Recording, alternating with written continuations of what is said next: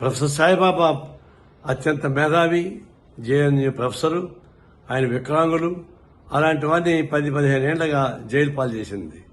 చివరికి నాగపూర్ కోర్టు కానీ లేకపోతే బాంబే కోర్టు కానీ ఇవన్నీ కూడా నిర్దోషిని ప్రకటించింది.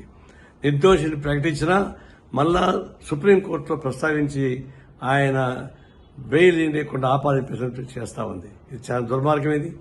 ఇది ఒక విధంగా రాజకీయ ఖచ్చితంగా కాదు. ఆయన వికలాంగులు ఆయన చేయగలిగింది ఏముంది? ఈ దేశాన్ని కూలగొడతాడా? రాజ్యాంగం ధ్వంసం చేస్తాడా? మోడీని ఏమైనా అత్యాప్రత్యం చేస్తాడా? ఇదన్నీ కూడా కేవలం వామపట్ల తీవ్రవాదం చేసి అందరినీ బెదిరించాలని ఉద్దేశ పద్ధతులు చేస్తా ఉన్నారు.